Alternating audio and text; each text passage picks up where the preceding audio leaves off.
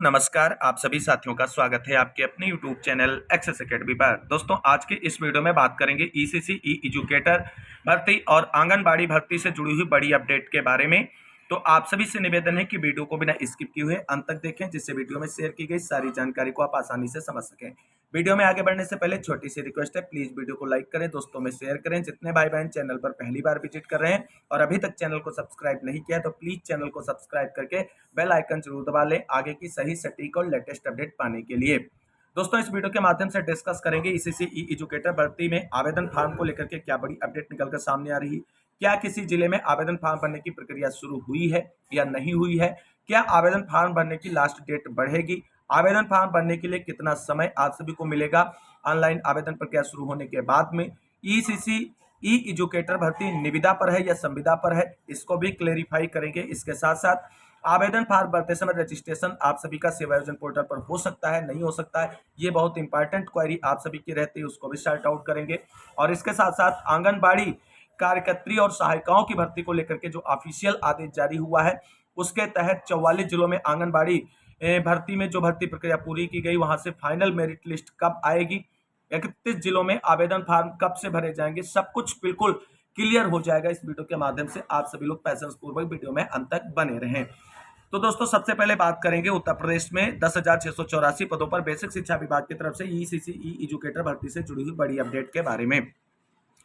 साथियों, आप सभी लोग जानते हैं कि 10,684 पदों पर ईसीसी ई एजुकेटर या कह सकते हैं प्री प्राइमरी के शिक्षकों की भर्ती को लेकर के डीजी मैम की तरफ से विज्ञप्ति जारी की गई थी और सभी जिला बेसिक शिक्षा अधिकारियों को विज्ञप्ति में 30 सितंबर तक भर्ती प्रक्रिया पूरी करने का टाइम बाउंडेशन दिया गया था। अब दोस्तों, यहाँ पर आप सभी लोगों ने देखा होगा कि इस विज्ञप्ति की जो अंतिम तिथि है, जिसके अकॉर्डिंग भर्ती प्रक्रिया का लास्ट डेट जो है वो 30 सितंबर है।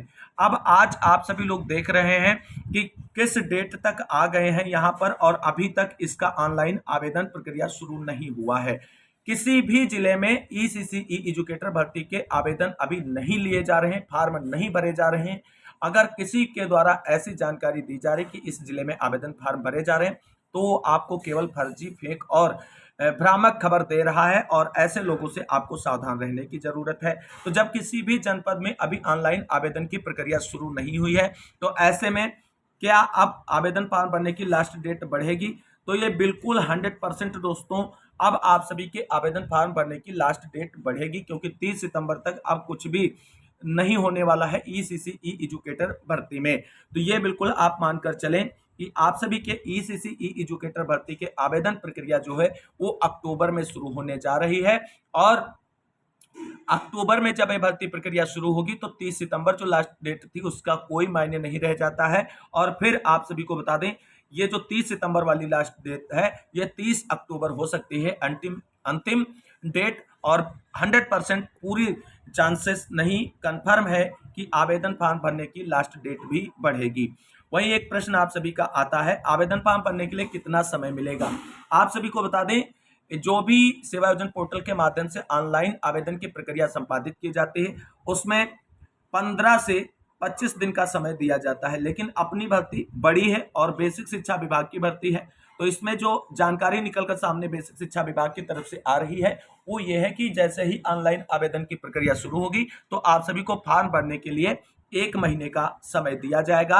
आवेदन आप सभी के जिलेवार ही लिए जाएंगे और जो ये डीजी मैम की विज्ञप्ति आई थी, इसी तरीके की एक और विज्ञप्ति प्रत्येक जिला बेसिक शिक्षा अधिकारी की तरफ से आप सभी को देखने को मिलेगी और अखबारों में भी विज्ञप्ति प्रकाशित की जाएगी। इस भर्ती प्रक्रिया में आवेदन प्रक्रिया शुरू करने, आवेदन की अंतिम तिथि, सारा विस्तृत कार्यक्रम जो है वो अखबारों में भी निकलकर सामने आएगा। तो ये भर्ती 1 माह का समय इसमें आप सभी को फॉर्म भरने के लिए मिलने वाला है। इसके साथ साथ एक और प्रश्न लगातार पूछा जाता है कि ईसीसी ई एजुकेटर भर्ती निविदा पर है या संविदा पर। यहाँ पर चीजें आपको समझनी होगी कि निविदा क्या है और संविदा क्या है। संविदा दोस्तों हम कह सकते हैं कॉन्ट्रैक्ट, एक समझौता, उस पर जो भर्तियां होती हैं वो संविदा पर है। लेकिन निविदा की बात इस भर्ती में कहां से आ गई, तो यहाँ पर आप सभी को चीजें समझनी होंगी। निविदा का तात्पर्य ये होता है दोस्तों, जब किसी चीज की बोली लगाई जाती है, जैसे आपकी जो भर्ती प्रक्रिया है ये किसी सेवा प्रदाता एजेंसी के द्वारा संपादित कराई जाएगी। उस सेवा प्रदाता एजेंसी के चयन के लिए बोलियां लगाई गई हैं, बिड लगाई गई है जेम पोर्टल के माध्यम से।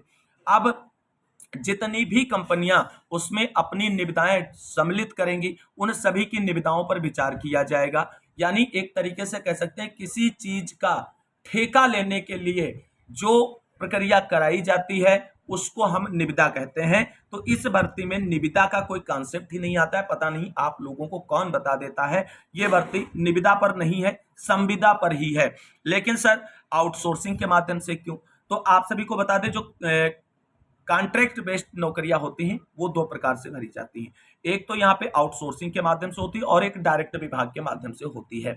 डायरेक्ट विभाग के माध्यम से जो संविदा पर भर्तियां होती हैं उनका स्थायित्व और विश्वसनीयता ज्यादा होती है और उनकी सैलरी भी ज्यादा होती है। लेकिन जो आउटसोर्सिंग के माध्यम से कॉन्ट्रैक्ट बेस्ड नौकरियां होती हैं उनमें विश्वसनीयता थोड़ी कम होती है और लोगों को यह भय बना रहता है, पता नहीं कब सेवा प्रदाता एजेंसी की तरफ से हमें नौकरी से निकाल दिया जाए।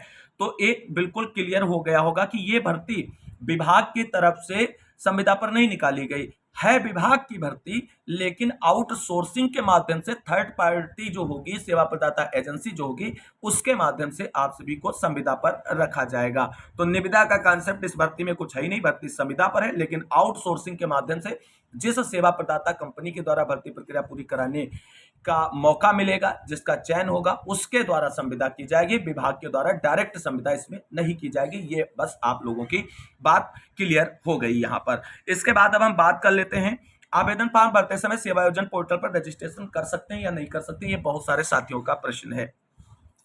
तो आप सभी साथियों को बता दें कि संविदा पर भर्ती के लिए अगर आप सेवायोजन पोर्टल के माध्यम से रजिस्ट्रेशन फॉर्म अप्लाई करेंगे, आवेदन भरेंगे, तो आपका सेवायोजन पोर्टल पर रजिस्ट्रेशन होना चाहिए, आईडी और पासवर्ड आपके पास होना चाहिए। अगर आपका रजिस्ट्रेशन सेवायोजन पोर्टल पर नहीं है तो आप आवेदन नहीं कर सकते हैं। अब ये आप रजिस्ट्रेशन अभी पहले करके रख लीजिए, आईडी पासवर्ड क्रिएट करके, या आप जब फॉर्म भरने के लिए लॉगिन करेंगे तो वहां पर भी आप सभी को रजिस्ट्रेशन करने का पूरा प्रोसेस कंप्लीट करना पड़ेगा, उसके बाद आप आवेदन फॉर्म भर पाएंगे। तो ये बिल्कुल पॉइंट आपका क्लियर हो गया है कि आवेदन फॉर्म भरते समय भी आप सेवायोजन पोर्टल पर अपना रजिस्ट्रेशन कर सकते हैं और आईडी पासवर्ड क्रिएट कर सकते हैं, इसमें कोई भी बाधा नहीं होगी। थोड़ा टाइम टेकिंग ये प्रोसेस हो जाएगा, इसलिए हम कह रहे हैं कि पहले से ही अपना रजिस्ट्रेशन सेवायोजन पोर्टल पर कंप्लीट करके रख लें और वेरीफाई कर लें अपनी सारी डिटेलिंग को। आप बिल्कुल निश्चिंत होकर के केवल और केवल आवेदन फॉर्म प्रक्रिया शुरू होने का इंतजार करें और जैसे ही आवेदन फॉर्म की प्रक्रिया शुरू हो आप ऑनलाइन आवेदन कर दें। अगर किसी अभ्यर्थी का ऑनलाइन आवेदन करना है और उसका सेवायोजन पोर्टल पर रजिस्ट्रेशन नहीं है तो उसको फॉर्म भरते समय करना पड़ेगा। इससे बेहतर है कि उस समय की हेडेक से बचने के लिए इस वक्त ही आप सभी लोग आईडी पासवर्ड और रजिस्ट्रेशन की प्रक्रिया कंप्लीट करके रख लें। तो ईसीसी ई एजुकेटर भर्ती से जुड़ी हुई महत्वपूर्ण जानकारी और क्वेरीज को इस वीडियो के माध्यम से सॉर्ट आउट कर दिया गया है। आप सभी लोगों को अब बिल्कुल निश्चिंत होकर के केवल सेवायोजन पोर्टल पर आईडी पासवर्ड और रजिस्ट्रेशन की प्रक्रिया कंप्लीट करनी है। आप सभी के आवेदन प्रक्रिया जो है अब अक्टूबर में ही होने वाली है, बिल्कुल बेफिक्र रहें, किसी भी प्रकार की कोई टेंशन ना लें। उससे पहले अगर किसी जिले की तरफ से ऑफिशियल रूप से आवेदन प्रक्रिया शुरू करने का नोटिफिकेशन जारी होता है तो आप सभी को चैनल के माध्यम से जानकारी दी जाएगी। इसके लिए डिस्क्रिप्शन में टेलीग्राम चैनल है, उसे आप अवश्य ज्वाइन कर लें, क्योंकि टेलीग्राम चैनल पर छोटी से छोटी जानकारी शेयर कर दी जाती है, क्योंकि हर जानकारी के लिए वीडियो बना पाना जो है वो संभव नहीं होता है। इसलिए टेलीग्राम ज्वाइन करके रखें सभी साथी, क्योंकि वहां पर बहुत ही महत्वपूर्ण जानकारियां आप सभी के साथ डिस्कस की जाती हैं। अब बात कर लेते हैं आंगनबाड़ी भर्ती 2024 को लेकर के क्या बड़ी अपडेट है। दोस्तों, जैसा कि आप सभी लोग जानते हैं 20 तारीख का एक ऑफिशियल निदेशालय का आदेश जारी हुआ है आंगनबाड़ी कार्यकर्त्री और सहायिकाओं की भर्ती को लेकर के। तो आप सभी को बता दें ये कोई नई भर्ती नहीं, ये पुरानी भर्ती है जो अप्रैल और मई में हो रही थी और उस भर्ती को 2 पोर्शन में कर दिया गया था। 44 जिलों में उस समय भर्ती के लिए आवेदन प्रक्रिया पूरी हो चुकी है और आवेदन लिए जा चुके हैं, और जो 31 जनपद हैं जहां पर अभी तक विज्ञप्ति नहीं जारी की गई और वहां पर आवेदन अभी भी शुरू नहीं हुए हैं, उनके लिए ये आदेश था। अब मिशन मोड के तहत आंगनबाड़ी भर्ती प्रक्रिया पूरी करने को लेकर के ये निदेशालय का आदेश जारी हुआ है।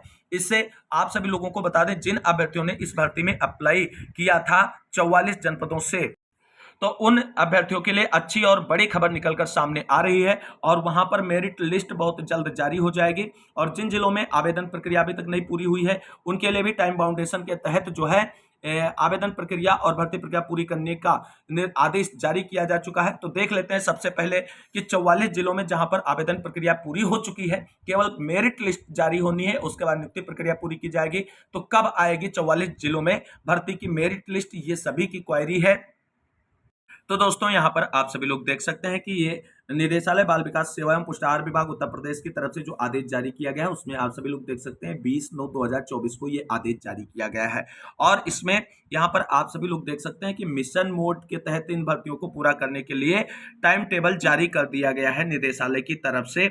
और इसके लिए आप सभी लोग देख सकते हैं कि ये भर्ती प्रक्रिया जो है आंगनबाड़ी भर्ती पोर्टल जो है आंगनबाड़ी-भर्ती.in के माध्यम से पूरी की गई थी और इसके तहत जो है भर्ती प्रक्रिया अब कंप्लीट करने के दिशा निर्देश जारी हो चुके हैं। तो जिन 44 जनपदों में आप सभी लोग यहाँ पर देख रहे हैं, प्रदेश के 44 जनपदों में जहां पर आंगनबाड़ी कार्यकर्त्री के रिक्त पदों की विज्ञप्ति प्रकाशित की गई थी, उनके लिए समय सारणी निर्धारित की गई। अब यहाँ पर आप सभी लोग देख सकते हैं ओटीपी के आधार पर पोर्टल पर ब्राड शीट जनरेट करना है 15 दिन के अंदर। कब? 15 दिन के अंदर। शासनादेश में दी गई व्यवस्था के अनुसार मेरिट के आधार पर चयन प्रक्रिया शुरू करनी है 15 और 7 दिनों के अंदर। तो 15 और 7 हो जाते हैं 22 दिन। लेटर आपका कब जारी हुआ है? 20 तारीख को। 20 तारीख को। तो 20 में 22 दिन आप ऐड करिए, तो ये हो गए 10, 10, 20। यानी यहां पर आप सभी को बता दें कि जिन 44 जनपदों में भर्ती प्रक्रिया के लिए आवेदन की प्रक्रिया पूरी हो चुकी है, उन जिलों में अक्टूबर के सेकंड वीक में, कब? अक्टूबर के सेकंड वीक में आप सभी को मेरिट लिस्ट देखने को मिल जाएगी। आप सभी बहनें जिन्होंने आवेदन फॉर्म भरा है वो अक्टूबर के सेकंड वीक में मेरिट लिस्ट को विजिट कर पाएंगी और मेरिट लिस्ट के प्रकाशन के बाद आप सभी लोगों के अभिलेखों का सत्यापन होगा, यानी डीबी कराई जाएगी। ठीक है, और उसके बाद जो है आप सभी की नियुक्ति के लिए जो है पूरा प्रोसेस कंप्लीट किया जाएगा। कुल 44 दिनों में आपकी भर्ती प्रक्रिया पूरी करनी है। तो 15 अक्टूबर के बाद कभी भी 44 जनपदों में आंगनबाड़ी और कार्यकर्त्री और सहायिकाओं के लिए जो आवेदन लिए गए थे उनकी मेरिट लिस्ट जारी की जाएगी और अक्टूबर माह में आप सभी को नियुक्ति प्रक्रिया का हिस्सा मानते हुए भर्ती प्रक्रिया कंप्लीट कर ली जाएगी। ये आप कंफर्म मानकर चलें। तो ये दोस्तों उन जिलों के लिए बड़ी अपडेट थी कि कब आएगी मेरिट लिस्ट 44 जिलों में जहां पर आवेदन प्रक्रिया पूरी हो चुकी है। तो हमने बता दिया कि 15 अक्टूबर के बाद कभी भी आपकी जो है मेरिट लिस्ट जारी की जाएगी और अक्टूबर में भर्ती प्रक्रिया कंप्लीट हो जाएगी। जो चयनित बहनें होंगी उनको नियुक्ति भी दे दी जाएगी संबंधित आंगनबाड़ी केंद्रों में। अब जिन जिलों में आवेदन प्रक्रिया शुरू होनी है, भर्ती का विज्ञापन जारी करना है, उन 31 जनपदों के लिए क्या है, तो यहां पर आप सभी को बता रहे हैं रिक्तियों को पोर्टल पर फिट करने के उपरांत चयन समिति के अध्यक्ष के अनुमोदन से प्राप्त विज्ञप्ति प्रकाशित करने की कार्रवाई 7 दिन में, 7 दिन में विज्ञापन प्रकाशित करना है। ठीक है, 7 दिनों के अंदर। इट मीन्स सितंबर में नहीं हो पाएगा, 20 तारीख है, हालांकि 27 सितंबर तक जो है विज्ञापन प्रकाशित करने की बात की गई है, लेकिन हो नहीं पाएगा। अक्टूबर में 5 तारीख तक इन 31 जिलों में आवेदन की प्रक्रिया शुरू हो जाएगी। फिर आंगनबाड़ी कार्यकर्त्री या सहायिका के आवेदन पत्र आमंत्रित किए जाएंगे और 21 दिन के अंदर जो है आवेदन लिए जाएंगे। इसका मतलब है कि जब 44 जनपदों में मेरिट लिस्ट जारी होगी उस समय 31 जिलों में आवेदन की प्रक्रिया चल रही होगी और अभ्यर्थियों से आवेदन लिए जा रहे होंगे। और उसके बाद यहां पर आप सभी लोग देख सकते हैं कि ओटीपी के आधार पर पोर्टल पर ब्राड शीट जनरेट की जाएगी, उसके लिए 15 दिन निर्धारित किए गए। फिर है शासनादेश में दी गई व्यवस्था के मेरिट के आधार पर चयन प्रक्रिया, फिर 7 दिन में मेरिट जारी की जाएगी। तो कुल मिलाकर के यहां पर 72 दिन का समय दिया गया है। तो 20 तारीख है सितंबर की, इसमें 72 दिन जोड़ेंगे तो ये हो जाएंगे लगभग 92 दिन। इधर आप 10 दिन काट दीजिए सितंबर के, तो अक्टूबर और नवंबर, यानी जो 31 जिले हैं जहां पर आवेदन प्रक्रिया शुरू होनी है, अक्टूबर के फर्स्ट वीक में आवेदन की प्रक्रिया शुरू हो जाएगी और उसके बाद जो है नवंबर तक आपकी भर्ती प्रक्रिया कंप्लीट कर ली जाएगी।